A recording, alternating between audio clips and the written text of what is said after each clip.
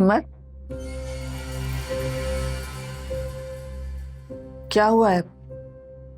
बहुत परेशान नजर आ रहे हो। खैरियत तो है ना? और ये तुम्हारे हाथ में पेपर्स कैसे हैं? बैंक का नोटिस है। जो लोन लिया था उसकी इंस्टॉलमेंट 3 महीने से जमा नहीं हुई। क्या? ये क्या कह रहे हो तुम? ये कैसे हो सकता है? अब क्या होगा? क्या होगा? सड़क पर आ जाएंगे, और क्या होना है। हर रोज हिसार का एक एक प्लंडर सामने आ रहा है। क्या हो गया? सब ठीक तो है? क्या खाक ठीक है?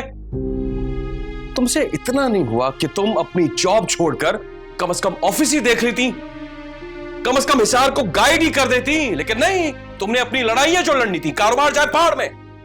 तो इसमें मेरा क्या कसूर है?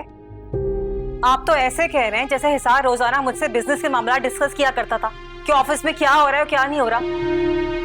हमें तो वो यही बताता था ना कि ऑफिस में सब कुछ ठीक चल रहा है और सारा कुछ वो अच्छी तरीके से हैंडल कर रहा है। कहां है वो हडराम? कहां है हिसार? वो अपने कमरे में ही होगा।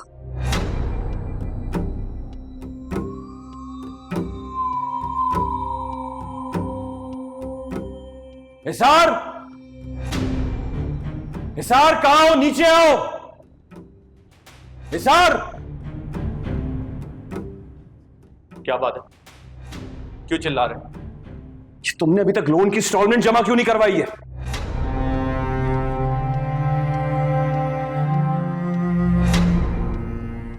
कैसे करवाता? मेरे पास कोई कानून के खजाने नहीं है। मेरे अपने खुद के भी कुछ खर्चे हैं और जो कुछ मैं कमाता था वो आपके वकीलों की फीस में चला जाता था। एक सेकेंड, तुमने तो हमें ये बात नहीं बताई। हमसे तो यही कहता रहा कि ऑफिस में सब कुछ ठीक चल रहा है। काश इसे सही और गलत का फर्क मालूम होता। अच्छा, तो अब सब मिलके मुझे कहेंगे एक मैं ही बुरा हूं ना इस घर में।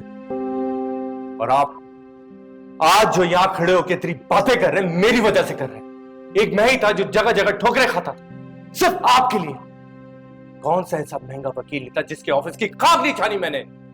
तुम्हारी वजह से तो सिर्फ खाक ही हुआ है हिसार। अगर आज मैं यहां खड़े होकर बात कर रहा हूं ना, तो इसमें तुम्हारा नहीं, सनिया का एहसान है मुझ पर। वरना तुम जो कर रहे थे मेरे साथ, सजाए मौत की तरफ लेके जा रहे थे मुझे तुम। अच्छा, इतना भी कोई बड़ा एहसान नहीं कर दिया सनिया ने आपकी जात पे। तो यही समझती हो कि उसका कोई एहसान नहीं है मुझ पर?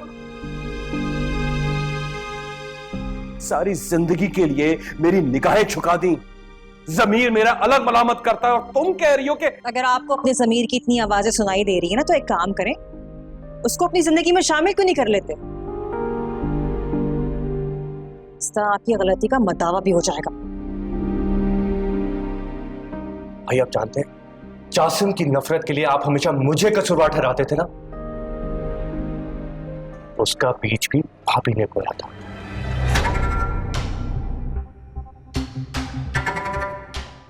नफरत करती है उस खानदान से, दिन रात उनकी बुराइयां, उनकी खामियां बताती रहती हैं। अभी आपने देखा नहीं संध्या के नाम पे किस तरह से रिएक्ट किया इन्होंने? क्या बकवास कर रहे हो तुम? मैंने नफरत का बीज बोया? अपनी गलती का खुमियाजा मेरे सर पे क्यों थोप रहे हो तुम? क्या गलत कह दिया मैंने? अगर मेरे हाथ गंदे तो आप लोग के भी धुले हुए नहीं, खास तौर पे भाभी आपके। हमेशा आपने जले पे तेल का काम किया है, हर मामले में सुलझाने के बजाय उसको बिगाड़ा है। ये क्या नया तमाशा लगा दिया तुम लोगों ने? खुदा के वास्ते अब बस भी कर दो।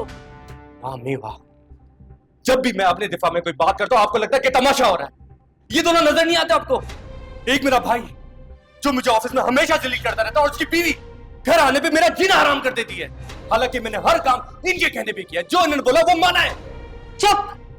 देख रहे हैं आप, आपके सामने इसका ये रवैया मेरे साथ। सोचे आपके पीठ पीछे किस तरह का बिहेव करता होगा मेरे साथ ये, कि एक साल इस घर में मैंने कैसे गुजारा ये मैं ही जानती हूँ। और आप कहते हैं कि सनिया का एहसान मानूं मैं? 1 साल कैसे गुजारा बताऊं मैं?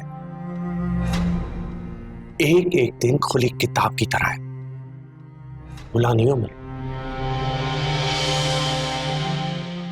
दादू भाई को। देख रहे हैं आप? देख रहे हैं आप क्या बकवास कर रही है? छोटे बड़े की तमीज सब कुछ भुला चुके हो तुम। बकवास ही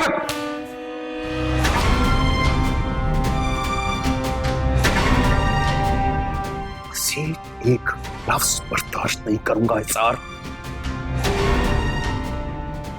दबा हो जो मेरी नजरों के सामने से बदतमीज। तुम्हारा यही खोलता दिमाग हमें मुसीबत में डाल गया है।